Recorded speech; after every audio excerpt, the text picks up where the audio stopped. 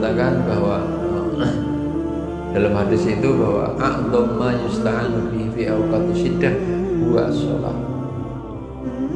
Amalan yang paling agung orang ya yang serius, ya tidak banyak hal-hal yang memalingkan kita mestinya begitu.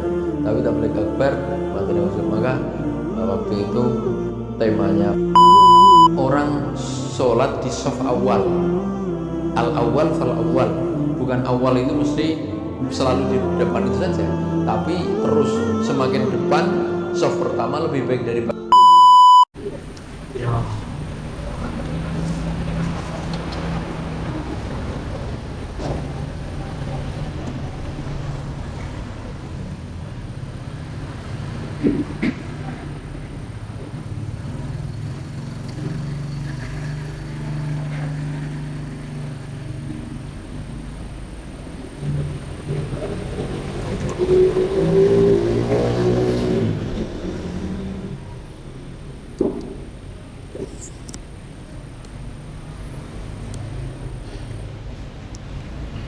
Bismillahirrahmanirrahim. Assalamualaikum warahmatullahi wabarakatuh.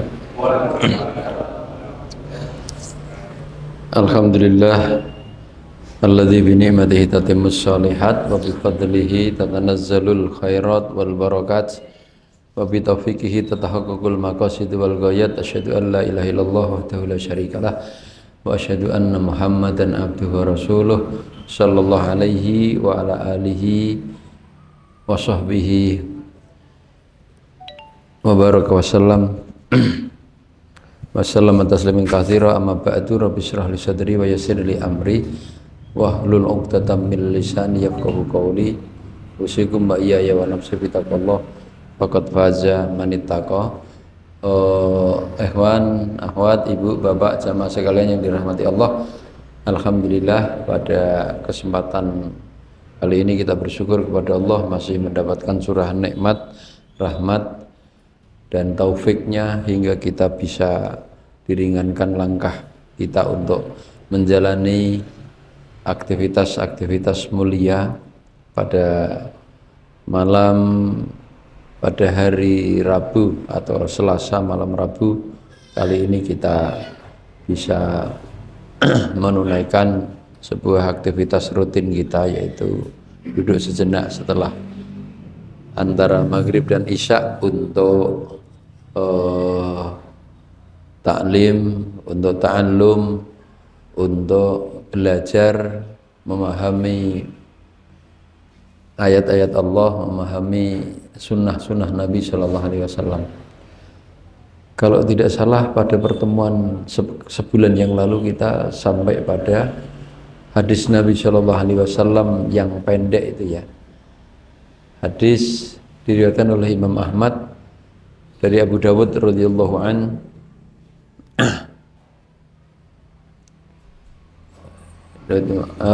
dari Hudzaifah radhiyallahu an, Nabi sallallahu alaihi wasallam bersabda, kana an-nabiyyu sallallahu alaihi wasallam idza hazabahu amrun shalla. Nabi biasa kalau beliau sedang menghadapi urusan yang berat, beliau sholat ya. Ada orang yang memberikan istilah ini sholat namanya sholat hajat, karena dilakukan oleh Nabi Shallallahu Alaihi Wasallam ketika beliau sedang ada hajat. Walaupun tasmiyah, penamaan sholat menjadi nama sholat hajat itu tidak langsung dari Nabi, tapi karena Nabi Shallallahu Alaihi Wasallam melakukannya ketika beliau sedang ada hajat, sedang ada hajat kepada Allah, ingin bermunajat kepada Allah melalui sholat.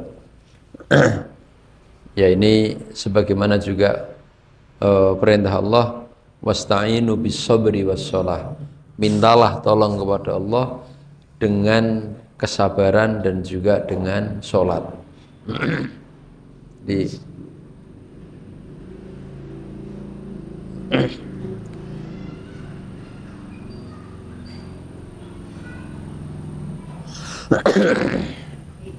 Jadi itu kemarin sudah selesai atau belum ya? Saya agak lupa tentang hadis itu. Kayaknya sudah selesai. Jadi Rasulullah, sedikit saya ulangi, sedikit saya review, kita ulangi bahwa Nabi Shallallahu Alaihi Wasallam itu mengajarkan kepada kita, ya, beliau juga manusia biasa, walaupun sebaik-baik manusia,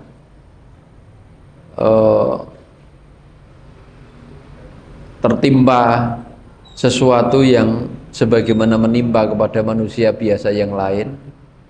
Ada ngadepi kesulitan, ada problem, ada masalah, maka beliau Shallallahu Alaihi Wasallam mengajarkan kepada kita dan memberikan contoh kepada kita. Mengajarkan dengan memberikan contoh. Ya, beliau mengatakan bahwa dalam hadis itu bahwa a'dham ma yusta'anu bihi fi awqati syiddah huwa as-shalah.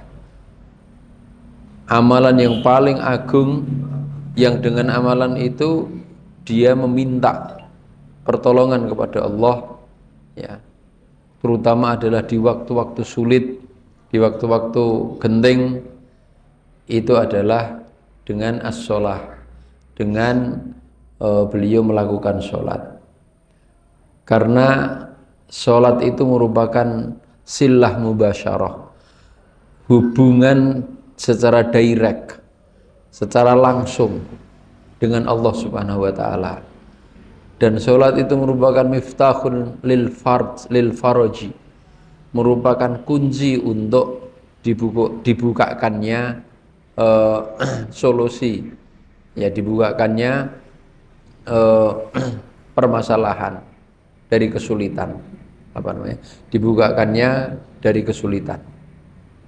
Jadi sholat itu bukan semata ada harokat, bukan menunaikan gerakan-gerakan, bukan, tetapi bagi beliau Shallallahu Alaihi Wasallam mencontohkan kepada kita,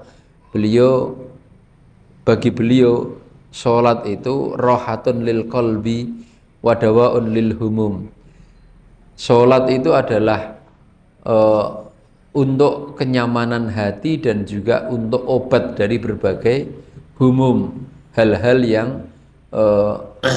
yang memberatkan pikiran beliau Shallallahu Alaihi Wasallam. Maka Nabi di lain riwayat beliau mengatakan kepada Bilal itu terkenal, ya, muadzin di masa sahabat yang adzannya bagus, suaranya bagus. Bahkan sekarang kalau muadzin itu disebut Bilalnya siapa? Karena orang yang sahabat Nabi yang awal-awal diperintahkan, ditugasi oleh Nabi untuk mengumandangkan adzan itu Bilal. Beliau juga mengatakan kepada Bilal, arihna bihaya Bilal, ya, memerintahkan kepada Bilal, ya Bilal, tolong saya arihna, bikin nyaman hati saya dengan sholat wahai Bilal. Artinya memerintahkan Bilal untuk mengumandangkan adzan. Jadi hadis ini mengajarkan kepada kita bahwa antara ibtila dengan ibadah itu ada keterkaitannya, ya. Antara ujian, antara persoalan dan ibadah itu ada keterkaitannya. Seorang mukmin itu ketika dia menghadapi masalah atau menghadapi musibah, menghadapi keadaan-keadaan yang sulit dan genting, maka orang mukmin itu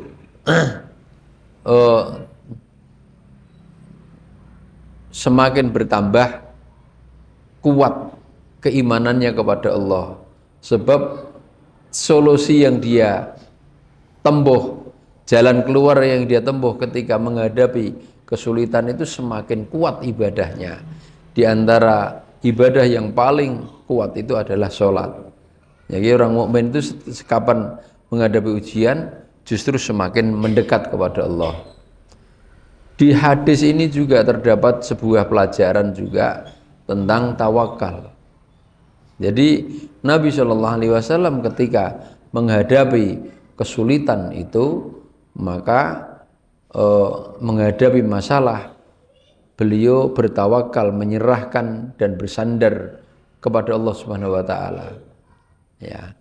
La 'alal haul wal quwwah al basyariyah faqat.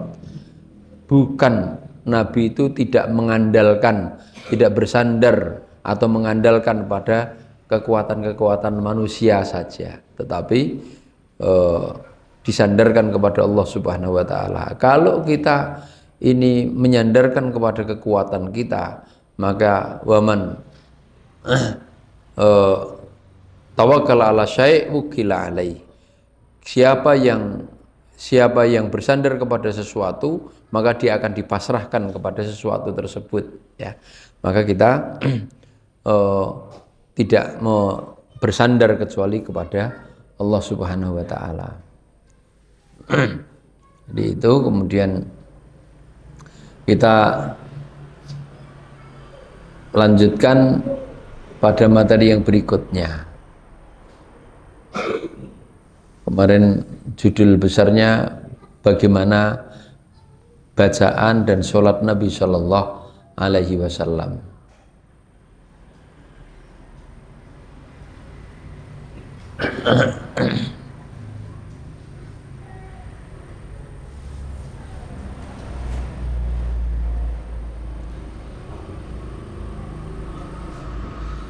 Kemudian yang berikutnya di judul ini hadis yang berbunyi kana idza jalasa fi sholat wa du'a yadayhi ala rukbatayhi wa rafa asbi'ahul yumna allati talil ibham fada'a biha. Hadisun rawahu Muslim fi sunnatil julus fi sholah. Ya. Nabi Shallallahu Alaihi Wasallam ketika duduk sholat, maksudnya duduk tahiyat, ya, jalasa fi sholah wa du'a yadayhi ala rukbatayhi. Beliau meletakkan dua tangannya di atas dua lututnya. Berarti yang tepat, yang benar naruhnya itu bukan agak belakang, tapi dua tangannya, dua telapak tangannya itu ditaruh di lututnya, di atas lutut, ya. Warofa asbi'ahu, asbi yang dimaksud asbi'ul yumna, beliau mengangkat tangan kanan, jari kanannya, alati talil ibham, yaitu yang di samping ibu jari, berarti ini telunjuk, ya. Fada'a biha, lalu Nabi Shallallahu Alaihi Wasallam berdoa saat mengangkat itu. Kan kalau yang kita pelajari sholawat setelah itu ada doa, Allahumma sholli ala Muhammad wa ala ali Muhammad kama shallaita ala Ibrahim wa ala ali Ibrahim wa barik ala Muhammad wa ala ali Muhammad kama barakta ala Ibrahim wa ala ali Ibrahim fil alamina innaka hamidum majid, atau langsung innaka hamidum majid. Redaksinya macam-macam Bapak ya, jamaah sekalian, ini banyak redaksinya. Setelah itu kita berdoa. Setelah innaka hamidum majid, kita berdoa yang diajarkan oleh Nabi Shallallahu Alaihi Wasallam. Allahumma inni a'udzubika min adzabil qabri wa min adzabin nar wa min fitnatil mahya wal mamat wa min fitnatil masihid dajjal. Ada yang redaksinya berbeda juga, masing-masing ada riwayatnya, ya, tidak apa-apa. Doa yang banyak dibaca oleh Nabi Shallallahu Alaihi Wasallam, yang sering dibaca, doa yang sering Bapak Ibu baca juga, ya. Allahumma inni a'udzubika min adzabil qabri wa adzabin nari wa min fitnatil mahya wal mamat wa min fitnatil masihid dajjal. Ya.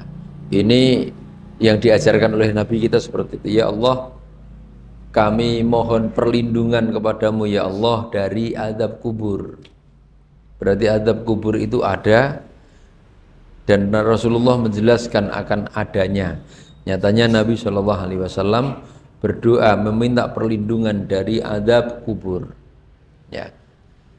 Min adzabin nar, azab neraka jelas. Wa min fitnatil mahya wal mamat, dan mohon perlindungan kepadamu ya Allah dari fitnah bencana kehidupan dan kematian.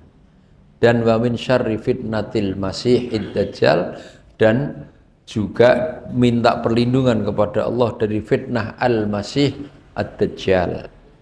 Siapa itu Dajjal? Ya. Dajjal itu siapa? Dajjal itu adalah sahibul fitnah al-kubra, adalah pelaku atau pembuat fitnah yang besar yang muncul di akhir zaman nanti. Ya. Yang muncul di akhir zaman. Fitnah Dajjal itu Bapak Ibu jamaah sekalian bukan selalu fitnah kedzaliman. Ya. Bukan fitnah kedzaliman, tapi juga fitnah syubhat. Bahkan fitnah yang berupa bisa kenikmatan. Ya. Karena nanti Dajjal di akhir zaman ketika muncul itu dia akan ada fitnah, di antaranya adalah fitnah syubhat. Fitnah syubhat yang orang banyak yang tidak selamat justru dengan fitnah syubhat. Fitnah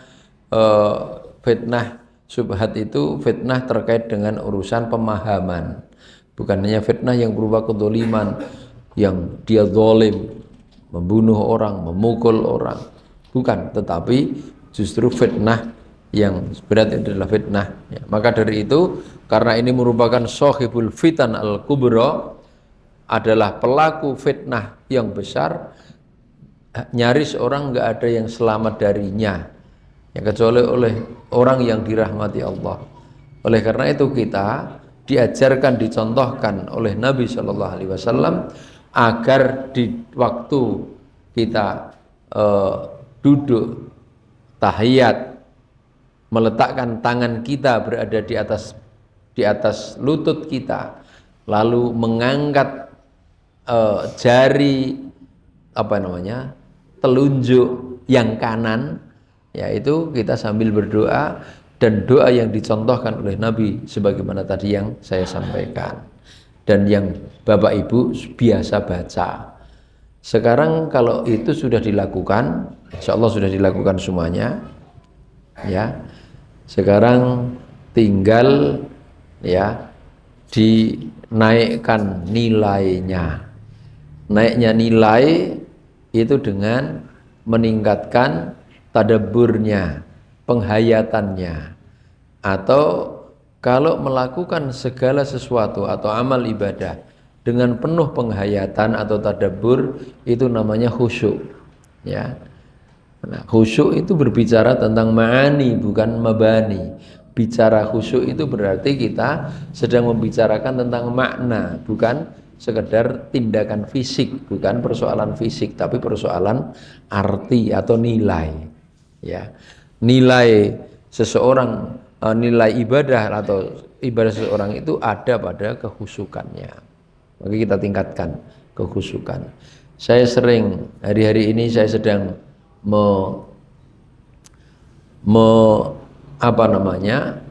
sedang merefleksi, mentadabburi, menghayati tentang arti khusyuk, ya, makna khusyuk. Sampai saya pernah suatu saat diminta untuk ngisi, ya, nggak cocok ya, forumnya tabligh akbar, tapi temanya khusyuk sholat. Biasanya kalau tabligh akbar itu yang temanya itu memberikan semangat, tapi itu tabligh akbar terkait dengan khusyuk sholat. Berbicara tentang khusyuk itu ya di tempat yang barangkali nggak terlalu banyak orang, ya, yang serius, ya, tidak banyak hal-hal yang memalingkan kita, mestinya begitu. Tapi tabligh akbar materi khusyuk. Maka waktu itu temanya pastikan kita berzikir di waktu sholat, ya. Pastikan kita berzikir di waktu sholat, karena sholat itu merupakan a'dham majalid dzikri, forum berzikirnya seorang hamba yang paling besar, yang paling agung itu sholat. Kalau kita di waktu sholat tidak bisa berzikir dengan baik, dipastikan di luar itu lebih tidak bisa berzikir. Kalau di waktu sholat aja, pastikan kita ini dari awal takbiratul ihram, ya, mengucapkan Allahu Akbar, betul-betul dalam hati kita nyambung, ya, lisan kita terbuka, hati kita juga terbuka. Jangan lisannya terbuka, hatinya ketutup, tidak ikut menghayati. Pastikan Allahu Akbar wa masiwahu shogir, selain itu kecil. Pastikan masuk di waktu sholat, ya, kita hayati bacaan-bacaannya. Oleh karena itu Bapak Ibu yang dirahmati Allah, tugas kita kalau sampai hari ini, maaf, ada di antara kita belum memahami tentang arti bacaan sholat, saya rekomendasikan untuk membaca, ya, buku tadabur sholat, ya. Apa itu buku judulnya yang ditulis oleh alumni Darussahadah itu, tadabur bacaan sholat, TBS atau apa, ya, yang Masya Allah itu sempat menjadi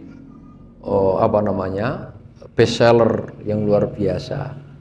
Karena bestsellernya bukan karena ini ngetren atau apa, karena ini menyangkut dengan amal keseharian seorang hamba.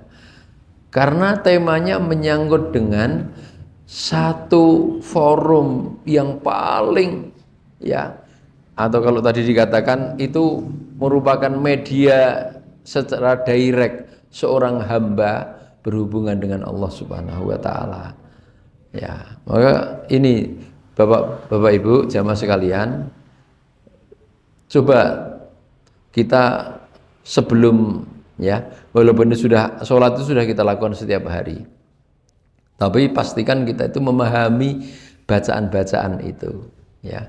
Yang kita pilih apa? Kalau doa iftitah misal Allahumma ba'id baini wa baina khotoya, ya, baini khotoya kama ba'atta bainal masyriqi wal maghrib.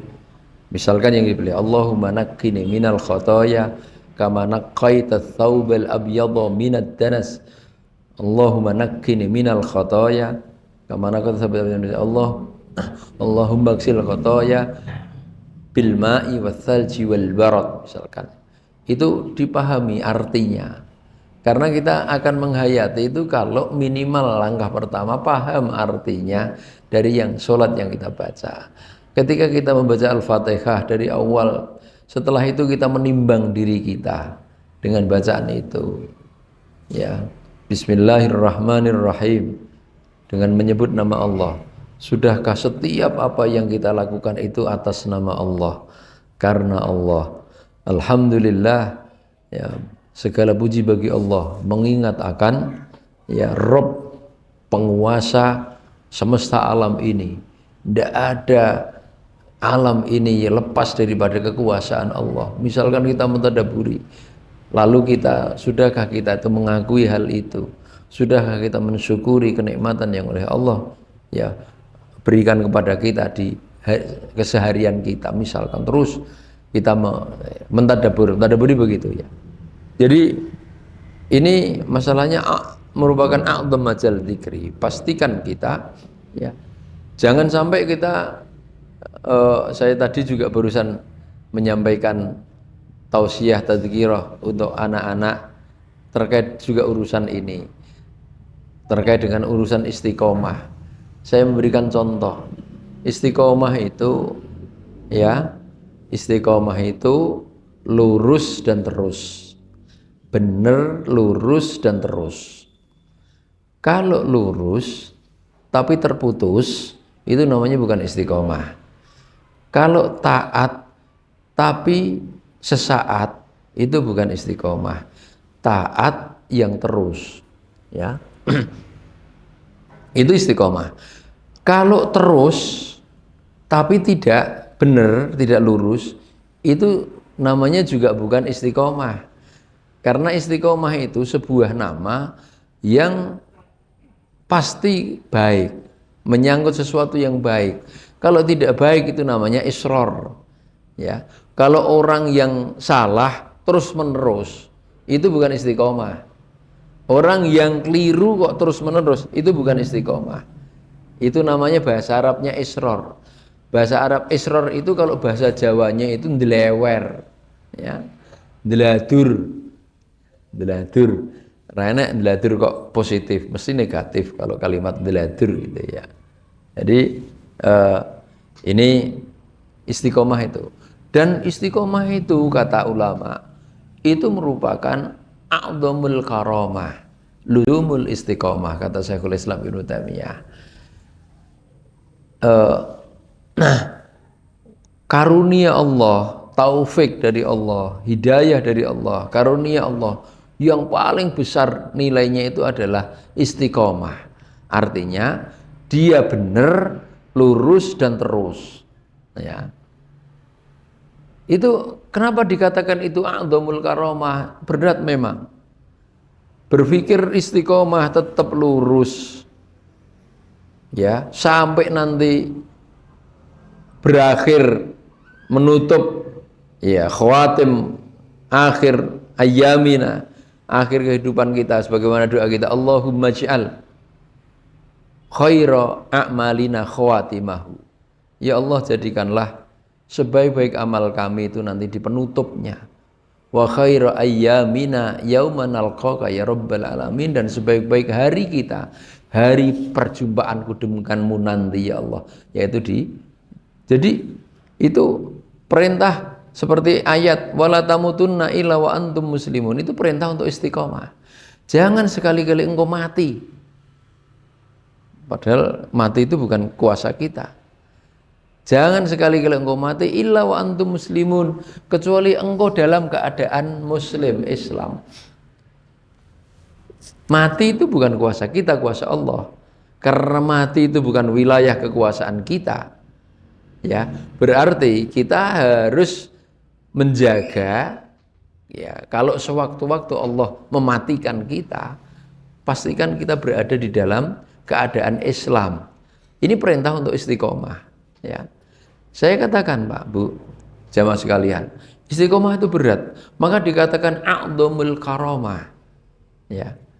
Sebentar sebelum saya katakan itu berat, pengertian istiqomah itu kalau Ibnul Qayyim rahimahullah ketika ditanya tentang al-istiqomah itu antastaqima alal amri wan nahyi wala taruhu rawgonal sa'labi, rawgona sa'lab, ya, katanya. Beliau menjelaskan istiqomah itu apa toh?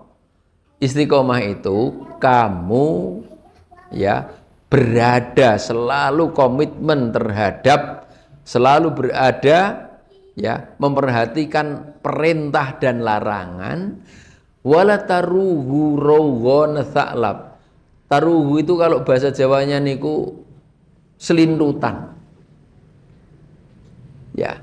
Wala taruhu rawgona sa'lab, jangan selintat-selindut. Jangan apa? Seperti selintat-selindutnya sa'lab. Sa'lab itu garangan, musang.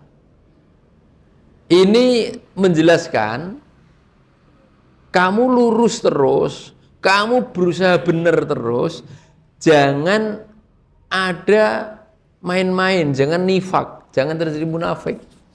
Taruru wa salab itu kan ungkapan lain daripada nifak, kemunafikan. Jadi suruh terus. Ini saya katakan berat. A'dhamul karamah, ini karunia Allah yang paling agung, istiqomah itu. Karena memang berat. Berat. Bapak Ibu, sebelum kita membayangkan istiqomah dalam bentangan umur kita sampai nanti akhir hayat kita, kita coba perhatikan istiqomah dalam durasi yang pendek aja kita sering gagal loh Pak. Bapak Ibu ya, sering gagal. Saya beri contoh, istiqomah tetap zikir pada waktu kita menjalankan sholat. Takbiratul ihram masih menyangkut dengan Allah, masih bergantung dengan Allah.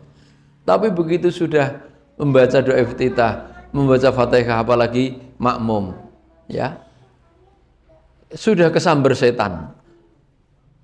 Fisik masih di amalan sholat, hati sudah keluar dari sholat.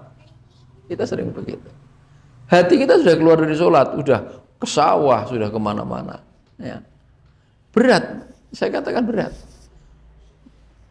Sampai terus nanti rukuk, sujud, tahiyat, terus berzikir, tidak lepas dari zikir. Berat, itu sering. Kalau di dalam hadis, Bapak Ibu yang rahmat Allah, kalau nanti mau buka di fikih, di Subul Salam itu ada, itu tentang bab fadilatun nida, fadilah nida, keutamaan adzan dan shaf awal. Artinya kalau kita adzan itu, ini panggilan yang sangat utama, panggilan kebaikan, panggilan kita tinggalkan, dan keutamaan orang sholat di shaf awal, al awal fal awal. Bukan awal itu mesti selalu di depan itu saja, tapi terus semakin depan, shaf pertama lebih baik daripada kedua, kedua lebih baik daripada tiga, tiga lebih baik daripada keempat. Ya, untuk itu ada hadis Nabi Shallallahu Alaihi Wasallam yang berbunyi idza nudiya lis sholat, kalau sholat itu dikumandangkan, maksudnya itu adzan dikumandangkan, adzan panggilan sholat itu dikumandangkan, adbarus syaiton, setan kala itu lari adbar, menjauh, wala hudurat. Hudurat niku nek bahasa Jawane kentut, Pak. Dia kepentut-pentut, artinya penggambaran larinya setan atau jin setan jin itu lari ke birit-birit. Ya. Dulu saya ada santri yang kena jin, itu kalau adzan dikumandangkan tuh ketawa dia. Ternyata dia bilang melihat jin itu, dia bisa melihat jin karena kesurupan. Itu saling tabrak-tabrakan, tindih-tindihan, injak-injakan. Dengar adzan itu pengen lari sejauh-jauhnya sampai nggak dengar adzan. Padahal anak ini tidak pernah baca hadis, tidak tahu hadis. Saya tanya itu tidak tahu dia. Tapi yang dia saksikan gitu. Wa idza ya hatta sampai ketika adzan selesai dia datang menggoda orang yang mau berangkat sholat, digoda. Wa idza thuwib, saya tidak hafal hadisnya secara dzabit, tapi nanti bisa dicek di bab itu. Wa idza thuwiba, ketika dikumandangkan iqamah, adbarus syaiton wala hudurat, setan lari lagi ke pentut-pentut. Ya bahasanya gitu ya, bahasa Jawa pentut. Saking pengen enggak ingin dengar, panas. Dia merasa enggak nyaman dengan suara adzan. Itu suara yang paling dibenci oleh setan. Jadi kalau kita mendengar suara adzan kok benci, ada rumangsa enggak nyaman, enggak penak, merasa terganggu, ini kena kesetanan itu ya. Wah, adzan meneh. Kaya lagi ae iki mau kok adzan meneh. Wah, lah nyambut gawe rampung malah wis adzan. Macam-macam lah ungkapane kaya apa deh. Jadi kalau qomat dikumandangkan, lari lagi sampai selesai qomat. Fa idza qada at-taswib, ketika iqamah itu selesai, datang lagi itu setan itu mengganggu orang yang sholat. Sampai di dalam hadis itu dikatakan, hatta la yadril musolli kam sholla, hingga orang yang sholat karena diganggu setan itu tidak sadar, nggak ngerti dia sudah berada di rakaat berapa sekarang itu. Hanya terus bersama imam, nggak ngerti tadi mau surat apa. Ya, kalau saya tes kira-kira ingat enggak? Tadi imam baca surat apa di rakaat pertama, yang kedua apa? Ya. karena pikirannya metu. Walaupun moco bantere kaya ngopo, nek hatinya tuh ngancing, ketutup, Pak, telinganya ya itu nggak berfungsi kok. Telinganya nggak berfungsi. Kalau hati, ya pikiran itu ketutup, terus keluar dari sholat, itu ini nggak berfungsi pendengaran ini. Ya, jadi itu seperti itu, lari ya. Ketika iqomah datang, selesai, datang lagi ganggu orang sholat, sehingga seorang yang sholat itu yadzur kadza mengingat ini itu tadi yang lupa, waktu sebelum sholat tadi lupa, pas sholat diingatkan. Terus ibu-ibu itu bilang, Masya Allah, hikmahnya sholat, aku mau goleki mundu gak ketemu-temu pas sholat, kelingan niku mboten hikmah sholat, Bu. Itu digoda setan jenengan niku nggih. Lah wong pas sholat kok dieling nggih. Nah, berarti jenengan niku pas sholat fisiknya enten di atas sajadah, rogone jenengan.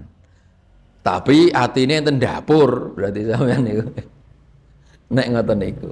Itulah tadi saya katakan, saya kembali. Istiqomah tetap lurus. Kalau istiqomah pada waktu sholat itu tetap berisi zikir, sholatnya berisi zikir. Abot. Itu sering keluar tadi itu. Saya sering lihat kalau para santri itu zikir uqbas shalah, zikir setelah sholat, membaca astagfirullah, astagfirullah, astagfirullah.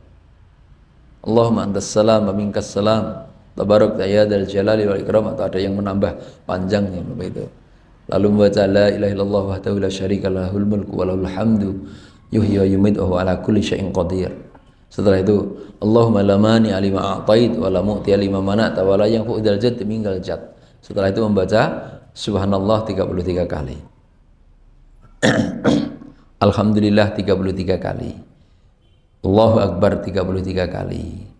Genap 100 la ilaha illallah wahdahu la syarika lahul mulku wa lahul hamdu. Jadi tutup dengan itu.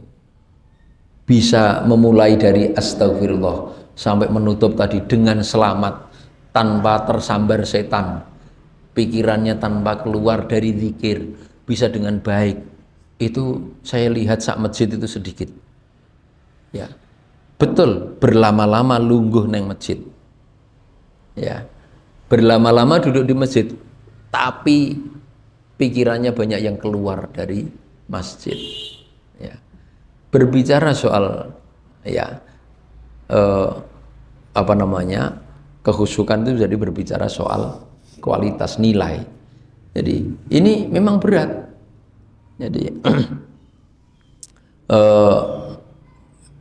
istiqomah dalam durasi yang pendek saja kita sering gagal. Bayangkan kalau kalian Bapak Ibu jamaah sekalian, kita semuanya gagal untuk tetap istiqomah dalam durasi amal yang begitu pendek saja.